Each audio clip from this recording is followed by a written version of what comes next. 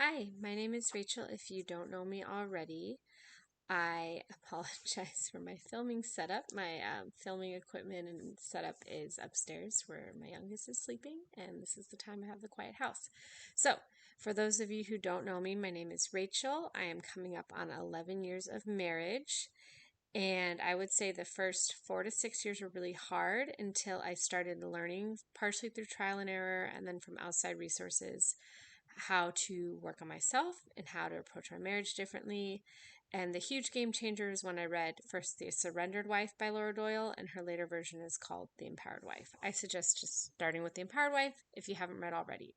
So, on my YouTube channel, I will be posting more videos, but I talk about things that I have learned that have helped me in my marriage. And then also, I have been supporting other women for about 3 years.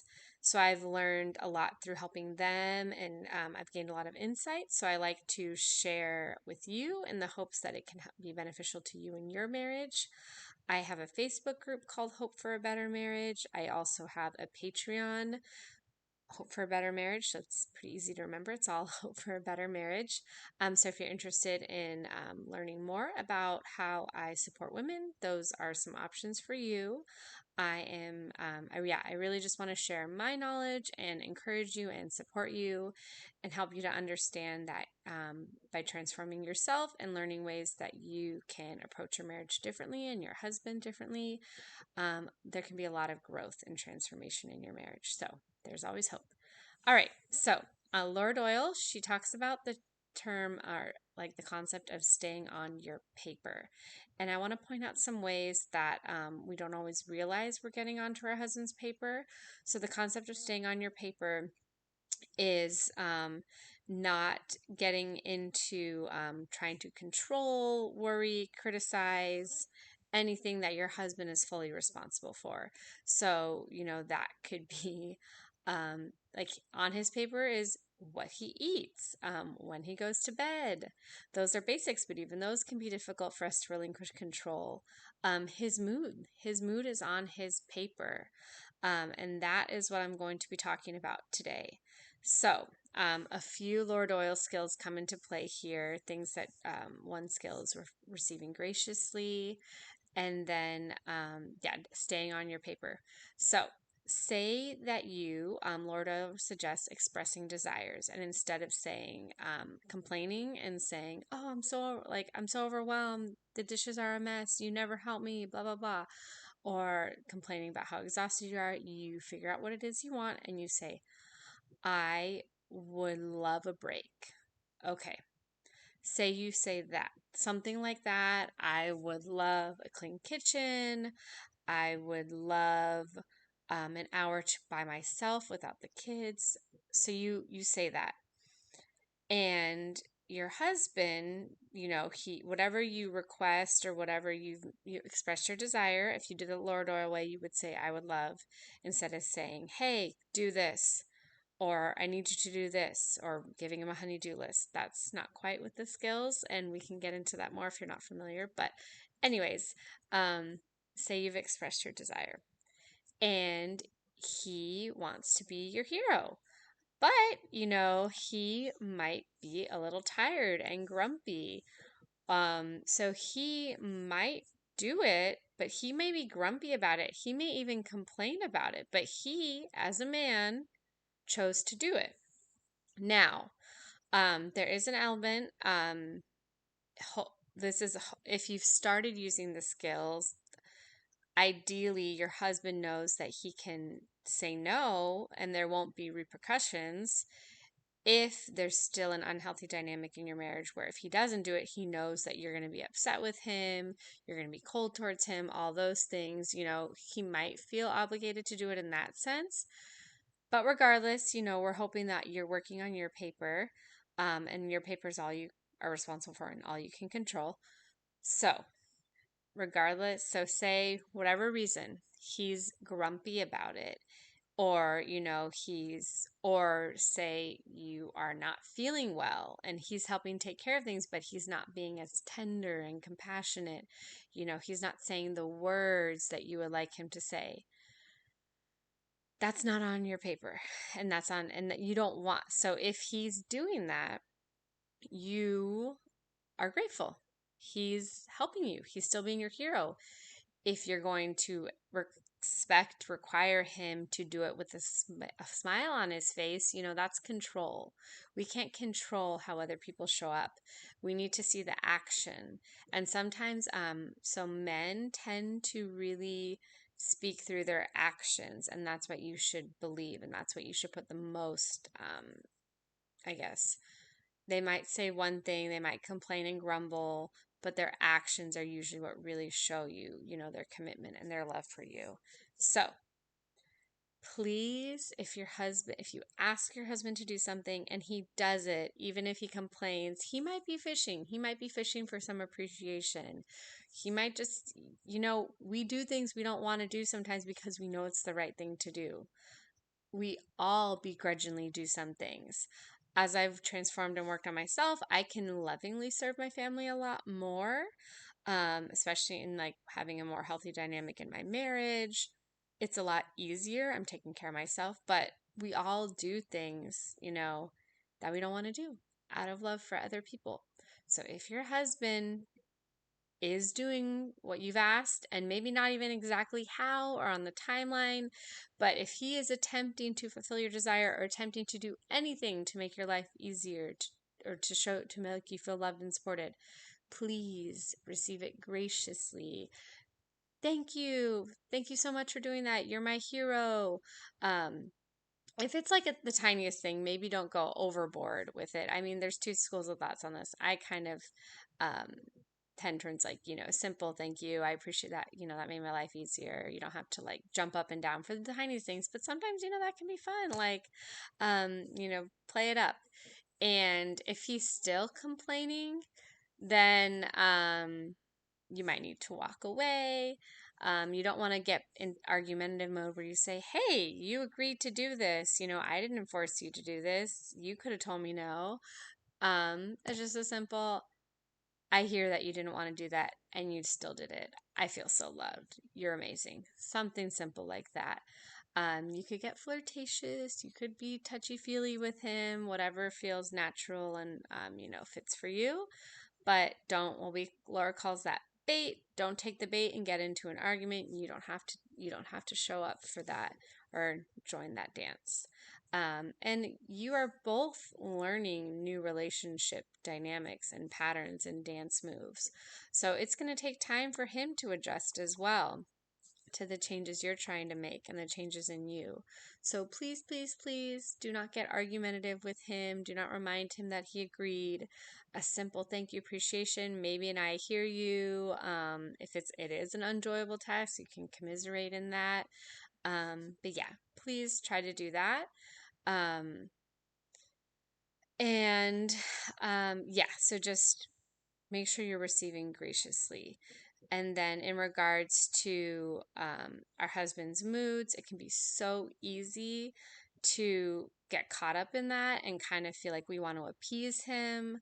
So Laura Doyle does recommend apologizing when you are being disrespectful or when you generally are in the wrong. If if your husband is upset with you for something and you kind of have gone over everything in your head, you can't think of anything, or even whatever he's telling you, is not something you did, or say it's on his paper, but he's trying to put it on your paper, blaming you for things. Yeah, do not apologize for something you're not sorry for. First off, you need to, if you do not make an insincere apology, do not apologize just to try to maintain peace. That is kind of doormat behavior, and I have a video, Empowered Wives on Doormats. Please watch that. Yes, so I understand the anxiety that comes up, and you just want to restore intimacy and depending on your childhood, history in your own relationships. It can be uncomfortable, but yes, genuine apology. I apologize for being disrespectful when I, snap back at you, when I, was trying to tell you what to do, when I corrected you, things like that. And Laura Doyle there's chapters about this. So again, Powered Wife, great resource, podcast and book. But do not apologize for something you're not actually sorry for. Do not make promises. This is something that I struggle with sometimes. It's like, in the moment you're like, okay, say my husband does bring something to my attention that is legitimate, something that I do need to pay attention to, like in regards to the kids or the house. I would have a habit in the moment of like agreeing, like, oh yeah, I'll pay more attention to that. You need to say that if you're really like, if in the past you've tried and certain things haven't worked out and it's likely not something you're going to be consistent with, it's best to be honest and say, hey, that's a struggle for me. Or doing it this way doesn't really work for me. I've tried that. I can try this though. Be honest. Do not just agree things to try to calm things down. So that is a pitfall that I think a lot of women can get into and something that I've gotten into. So honesty is very important. My husband used to say he didn't feel like he could trust me. And it was kind of interesting because it wasn't like big things, but it was stuff like that.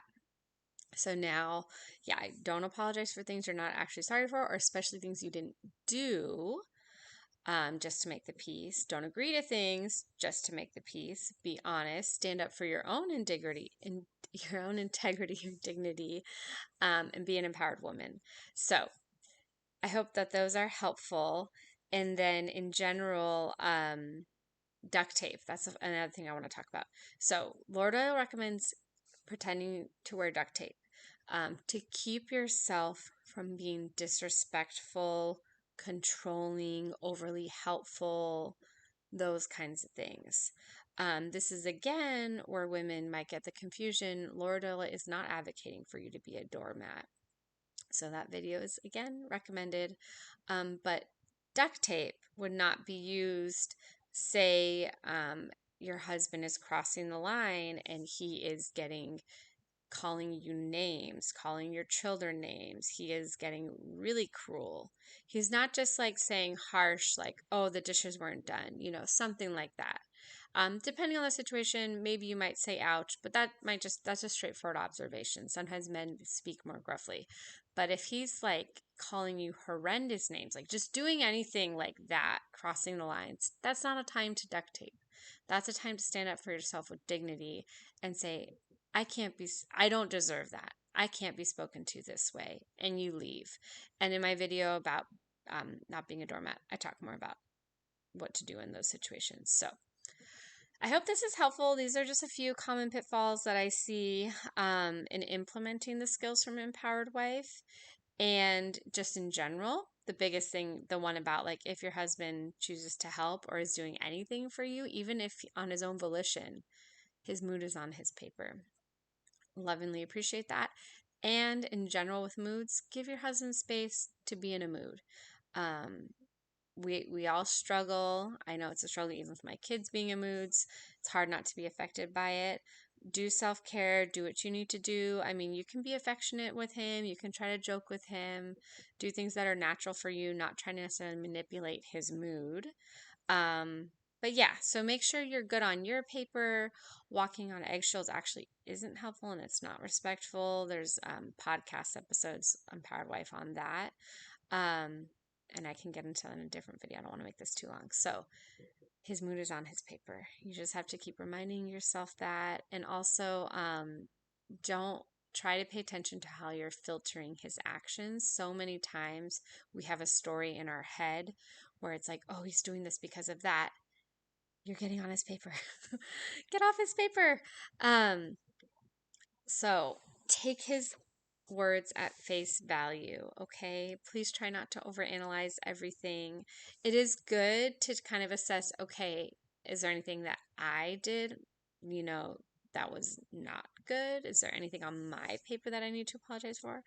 But if you're good, your paper's clean, let him be on his own, do his own thing. Many times now, my husband will come and apologize to me or like let me know later, like, oh, I've had a headache.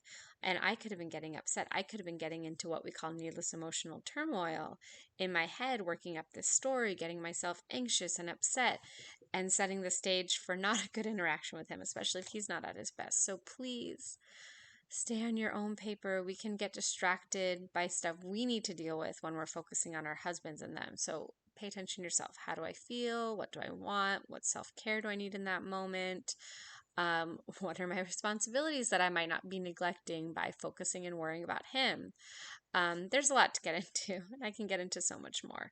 But we do talk about this. I have a group coaching program. I have a Facebook page, like I said, a Patreon. So there's so much more to talk about, but I hope this video was helpful. I would really appreciate, I forgot to say in the beginning, if you could subscribe. I had another YouTube channel. I don't know what happened to it. YouTube converted stuff. I lost my subscribers and the videos. So I got to transfer stuff. But I would appreciate if you subscribe, like if this was helpful, share it with a friend. And yes, there is hope for a better marriage, and I appreciate your support.